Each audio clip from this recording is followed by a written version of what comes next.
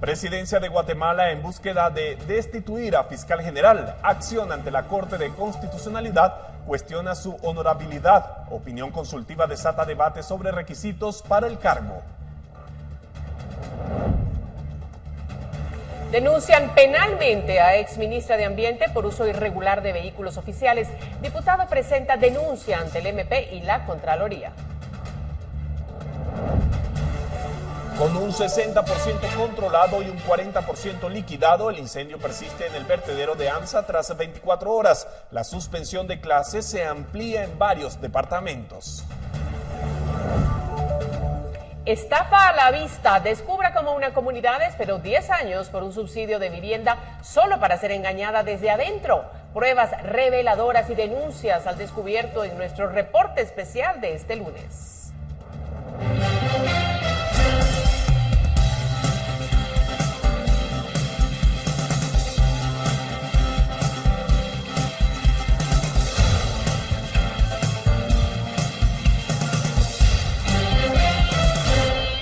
¿Cómo están? Buenas noches, gracias por estar con nosotros iniciando la semana, iniciando las noticias, así es que es bueno que esté ya en sintonía. Alberto, buenas noches. Buenas noches para ti, María Luis, y para todos en casa, ya todo el equipo periodístico preparado para brindarles las informaciones más relevantes de la jornada, así que vamos a arrancar de inmediato, María Luisa. Así es, vamos a hablar cómo continúan las acciones desde la presidencia para destituir a la fiscal general del Ministerio Público, Consuelo Porras. Este día la secretaria general presentó una acción ante la Corte de Constitucionalidad que cuestiona la honorabilidad de la fiscal.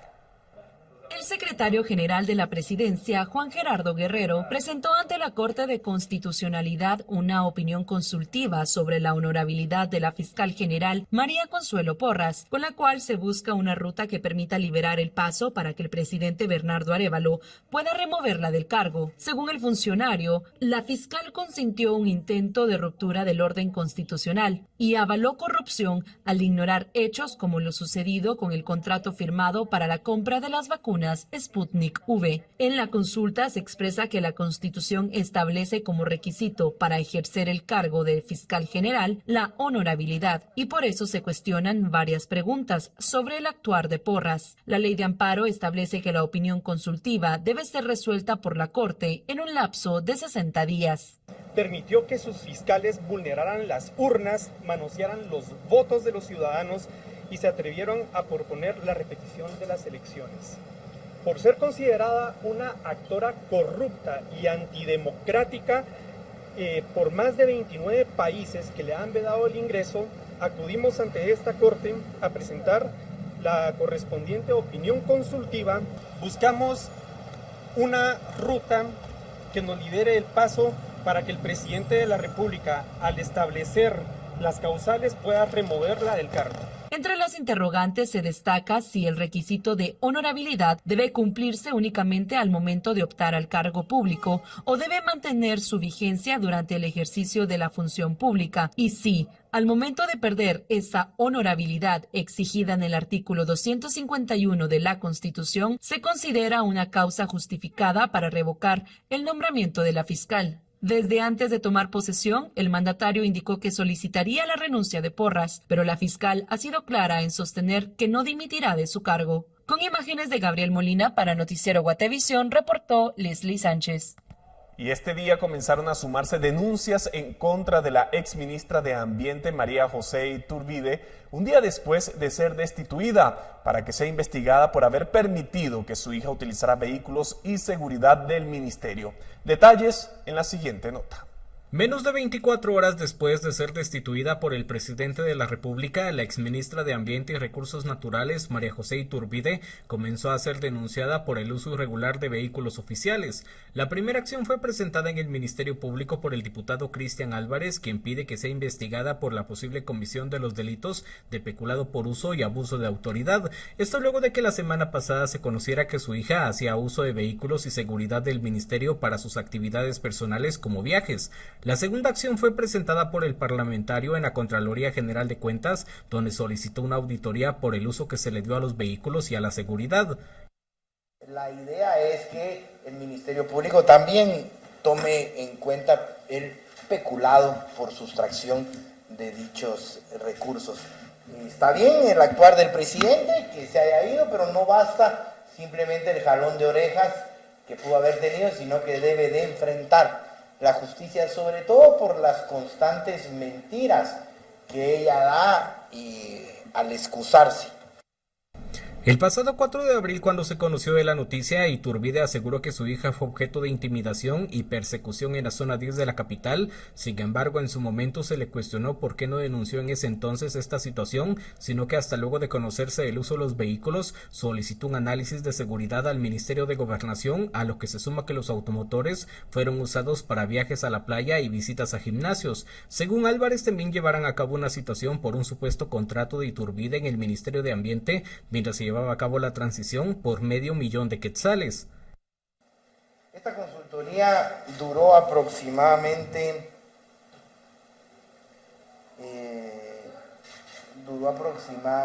4 meses.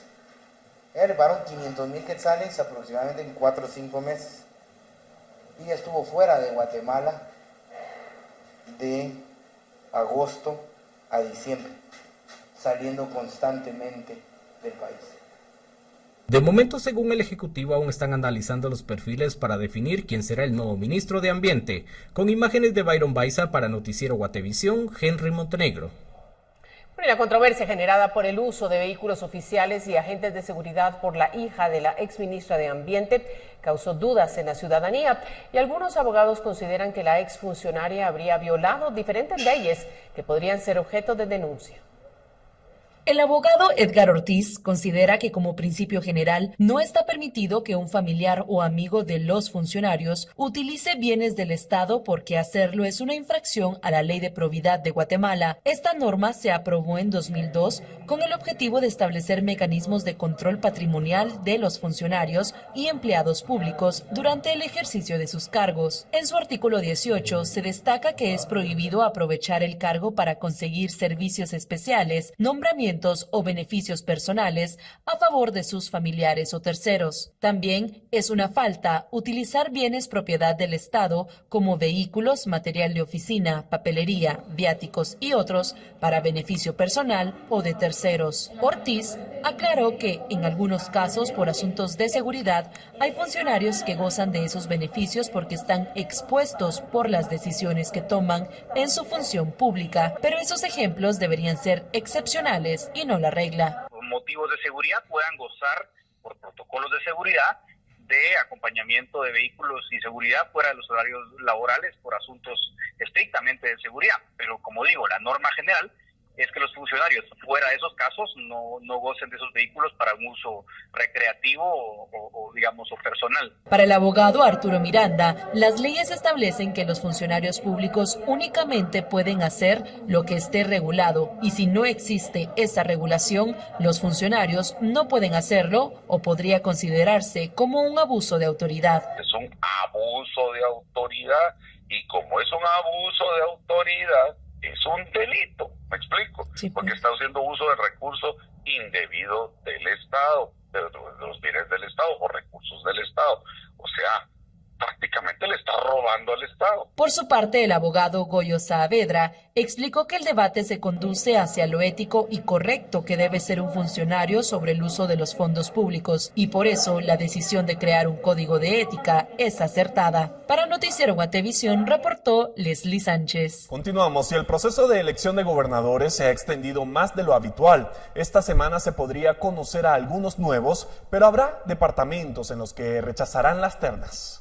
Desde el pasado lunes 29 de enero fue publicado en el Diario Oficial el procedimiento para la elección de gobernadores departamentales. Sin embargo, después de que se recibieron las ternas en la presidencia, parece que el proceso se estancó. El pasado 2 de abril era la fecha límite para que nuevamente 14 consejos departamentales de desarrollo presentaran ante la Secretaría General sus ternas, pero no todos cumplieron y algunos repitieron a los mismos candidatos que ya habían sido rechazados por el presidente Bernardo Arévalo. Hoy, la Secretaría General de la Presidencia informó que, En los casos cuyos candidatos sean los mismos, se volverán a rechazar las ternas. En estos casos hay un análisis con respecto a los gobernadores departamentales y pronto el presidente de la República estará dando a conocer quiénes son los gobernadores que se designarán y qué haremos en los casos donde no se designe gobernador. Ese es parte del análisis que estamos realizando. Donde no nos enviaron ternas o donde no se cumplieron con los requisitos de ley, estaremos solicitando nuevamente ternas. De los 14 departamentos, 3 no entregaron ternas y ahora la Secretaría analiza las acciones a tomar, pues se considera que hubo una violación al acuerdo y reglamento de los consejos departamentales de desarrollo. Además, podría considerarse como el delito de incumplimiento de deberes. Con imágenes de Gabriel Molina para Noticiero Guatevisión, reportó Leslie Sánchez. Continuamos con más. Una comunidad en Escuintla ha esperado por más de 10 años que el Fondo para la Vivienda les otorgue un subsidio. Bueno, el año pasado veían una luz para obtener una respuesta, pero nunca imaginaron que serían engañados desde la institución. A continuación le presentamos nuestro reporte especial de esta semana con Leslie Sánchez.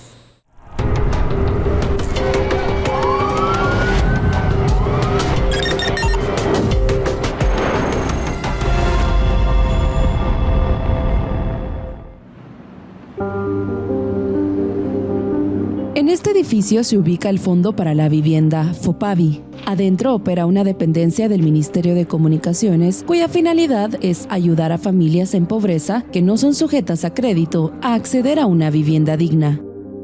Una oficinita que funcionó en los últimos años adentro de este edificio se dedicó a estafar a las comunidades que buscaban el apoyo del Estado. La llamaremos la Oficina Fantasma. Y fue una estafa porque la persona que laboraba en esa oficina no figuraba como trabajador de FOPAVI.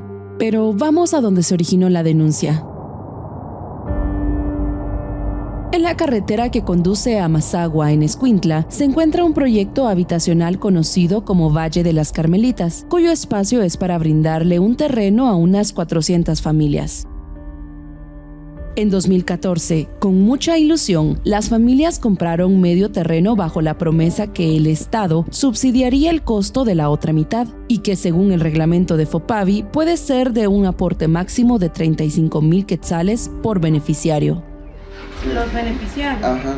Esa es la lista que usted entregó. 9 años después de haber ingresado la solicitud al FOPAVI y cansados de esperar una respuesta, entre marzo y mayo de 2023, los comunitarios de las Carmelitas acudieron a la sede de FOPAVI en la zona 9 de la capital para obtener una solución. Y se toparon a un facilitador que se hizo pasar como trabajador de la entidad y prometió ayudarles para obtener el subsidio. Nos atendió un personaje ahí que se hacía llamar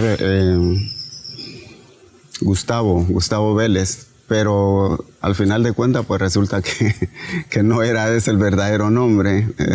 El verdadero nombre aparentemente pues es Javier Vázquez. Él nos entra. Nunca nos atendieron así afuera de las oficinas, no. Siempre nosotros llegábamos a la oficina, a la ventanilla única, y de ahí nos mandaban para la oficina donde se mantenía el señor Gustavo o Javier, como se llama. En el último mes, 4 días, he atendido fácil a unas 15 comunidades que todos me resultan y me presentan documentos que fueron entregados y manipulados por él, pero resulta que todos los documentos en su mayoría tienen alteración en varias partes de los documentos. La información que nosotros tenemos en la base de datos no coincide con lo que esta persona le entregaba a estos beneficiarios que lo buscaban a él y era el que los atendía. Él es Javier Alejandro Vázquez López, quien hasta ahora sabemos por los testimonios de los habitantes de las Carmelitas era quien ocupaba la oficinita fantasma de FOPAVI.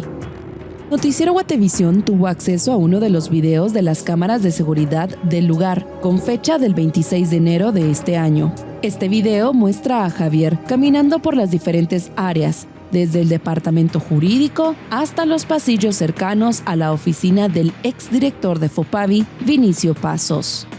Javier lleva papeles, pide a los trabajadores estatales que le firmen documentos y luego regresa a la oficinita de la que nadie sabe nada en FOPAVI. Sus nombres. Ilusionados porque finalmente hubo alguien que les prometió una respuesta, el 9 de mayo de 2023, los miembros del COCODE de las Carmelitas entregaron 51,025 quetzales en efectivo a Javier Vázquez.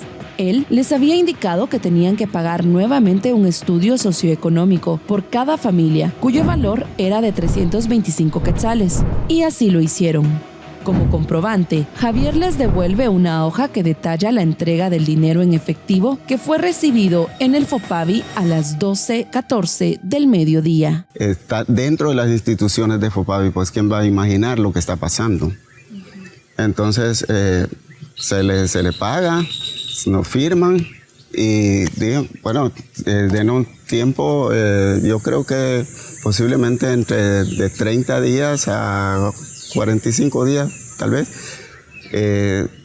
va a salir la aprobación de los subsidios. Casualmente, al ingresar las nuevas autoridades, el actual director de informática de FOPAVI, Juan Antonio Velázquez, indicó que no había archivo de los videos de seguridad del año pasado. Al verificar el portal de Guatecompras, se constató que Javier Alejandro Vázquez López fue trabajador de FOPAVI de 2012 a 2016, bajo el renglón 029, por servicios técnicos en el área financiera y de análisis. Pero después de ese año, dejó de ser un trabajador del Estado, aunque los videos muestran que Javier solo abandonó su contrato, pero nunca las oficinas. Le digo, no, nosotros no pudimos haber perdido ese dinero. Tal vez para mucha gente será poquito, pero para los que nos cuesta ganarnos el dinero, sí nos afectó bastante. Internamente yo no sé cómo lo van a arreglar, pero el problema se dio dentro de FOPAVI.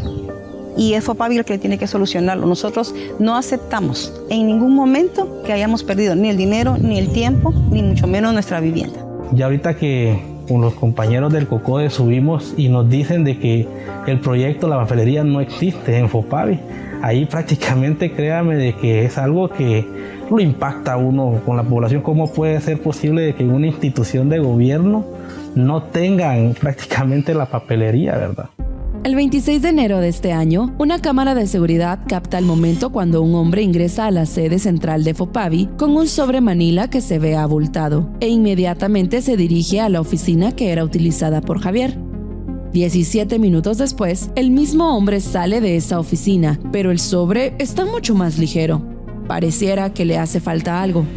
Junto a él está Javier Vázquez, con la mano en la bolsa del pantalón, y se dirige inmediatamente a la oficina del director de ese entonces.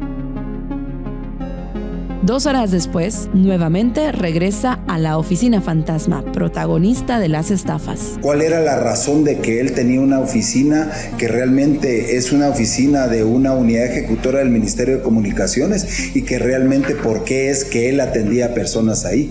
Esa interrogante es lo que estamos nosotros, ya hemos averiguado mucho con relación, pero serían las autoridades anteriores del por qué es que él usaba esa oficina. Actualmente esa oficina está usada por la Comisión de la Contraloría General de Cuentas. Noticiero Guatevisión buscó la postura de Javier Vázquez en el domicilio ubicado en la colonia Castillo Lara de la zona 7. Nos atendió su madre, Blanca López, quien confirmó que Javier trabajó en el FOPAVI, pero ya no vivía allí y no tenía número telefónico. Buenas tardes, señora Blanca Lidia. Mucho gusto. Soy Leslie Sánchez, periodista de Guatevisión y Prensa Libre. Estoy buscando a su hijo Javier. Él vive aquí, ¿no? Sí, pero ¿para qué? Perdón. Fíjese que quiero hablar con él porque él trabajaba en FOPAVI, ¿verdad? Necesito hablar con él por algunas situaciones que han denunciado en contra de él. Yo quería hablar con él. Minutos después de que el equipo de periodistas se retiró de la colonia, se recibió una llamada de Javier, quien dijo daría su postura después de recibir asesoramiento jurídico. Javier no quiso responder a las interrogantes sobre sus funciones en FOPAVI ni de las denuncias de estafa que habían en su contra y no volvió a tener comunicación para su defensa. Las más de 400 familias han esperado que el subsidio esté aprobado por casi 10 años, pero ante la falta de respuesta del Estado decidieron instalarse así, sin escrituras. Porque todos los que estamos aquí tenemos la necesidad de que esto se resuelva. Aquí hay mucha gente que se vino con ilusión hace 10 años, cuando todavía no estaba bien terminado el proyecto. Hay gente que ya murió y sus hijos están se quedaron viviendo acá. Prácticamente se siente uno decepcionado, porque no solo es la noticia, sino que lo que se ha invertido, ¿verdad? El FOPAVI nunca pagó el subsidio y la oficina fantasma es la culpable.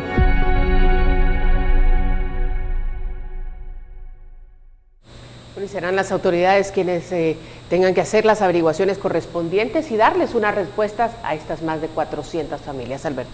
María Luisa, por cierto, y toda nuestra audiencia, al ser cuestionado el director del Fondo para la Vivienda sobre el caso de Javier Alejandro Vázquez López, se informó a Noticiero Guatevisión que la entidad analiza las posibles acciones legales que se podrían establecer por el engaño que hubo a los comunitarios. Asimismo, se buscarán reuniones con los afectados para que el subsidio, que lleva más de 10 años de retraso, pueda ser aprobado y entregado a los comunitarios. El director informó que se conformarían los expedientes, pero el procedimiento podría demorar algunos meses. No se vaya, ya volvemos con los mensajes que nos han enviado a nuestro WhatsApp de Guate Reportado. Ya volvemos.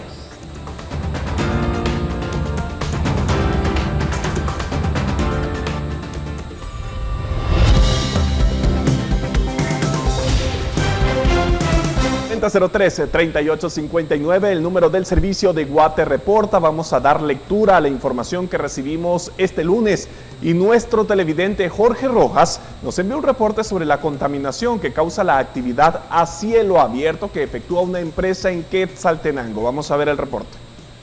Eso no es un incendio, es la contaminación que está ocasionando una minería acá en el Valle de Palajunoj de Quetzaltenango. Es la contaminación a cielo abierto que esta minera está ocasionando con la gran contaminación. No es un incendio y espero que le tomen importancia a toda esta contaminación que está haciendo las mineras acá en el Valle de Palajunoj, Quetzaltenango. Gracias, bendiciones. Y en horas de la tarde de este lunes, en el tramo de Zumpango hacia Santa María, Cauqué, ambos en Zacatepeques, se registraron fuertes lluvias que inundaron la carretera y causaron inconvenientes en el tránsito vehicular. Al respecto, en el kilómetro 43 de la carretera interamericana, se registró un accidente que fue protagonizado por un autobús tipo Pullman y un camión amarillo. Ya estoy de nuevo de este lado del set junto a María Luisa Gómez para darle la bienvenida a nuestra compañera Jimena Santiago, reportera de Guatemala No Se Detiene, para justamente conocer qué tendremos hoy luego de la emisión estelar de Noticiero Guatevisión en una emisión más de Guatemala No Se Detiene. Jimena, bienvenida. Gracias, buenas noches, qué gusto estar un lunes más para contarles qué traemos para esta noche. Y voy a comenzar con una pregunta también ahí en casa. ¿Cuánto nos tardamos en trasladarnos de un punto a otro en Guatemala? Muchísimo. Exacto. Mucho tiempo. Sí, estos suelen ser justamente tiempos muy extensos y a veces viajes peligrosos debido a la mala condición de las carreteras ante el poco mantenimiento que se le está dando. Y es que, por ejemplo, las lluvias, los deslaves y también las inundaciones, como otros factores naturales a los que está Guatemala, pues que puede suceder, se suma esta problemática, ¿no? Que es otro de los factores con el tema de infraestructura vial. A esto también le añadimos que la red del país no se da abasto ante la demanda de vehículos que vemos que cada año incrementa. Y esto se traduce en el desgaste de las vías por donde transitamos diariamente. Pero esta noche descubriremos qué soluciones, como siempre, hay sobre la mesa, como implementar un modelo de inversión que se ajuste a las necesidades de nuestro país, tomando ejemplo estrategias que ya se usan en proyectos nacionales y también internacionales. Mira qué interesante, y yo sé un poco porque estuve ya conociendo, ustedes lo están viendo en las pantallas, este tema, y hay algo muy importante, construcciones de proyectos viales de alto nivel. ¿Por qué son importantes? ¿Por qué nos deben interesar, Jimena? Bueno, justamente esta noche en el reportaje les tenemos pues estos temas que como siempre es nuestra pieza clave, y justamente en otros segmentos también, ¿verdad? Como Ahora Sabes Más, podremos conocer en qué consisten los diferentes modelos de infraestructura en donde están los públicos y los privados y cómo funcionan estas alianzas. Y bueno, eso es lo que les traemos justamente esta noche. Bueno, ya saben, la cita es para hoy luego de la emisión estelar de Noticiero Guatevisión a las 22:15 horas por la señal de Guatevisión. Jimena, gracias por acompañarnos. Recuerden el problema y la solución en Guatemala No Se Detiene. Vamos a una pausa. Por favor.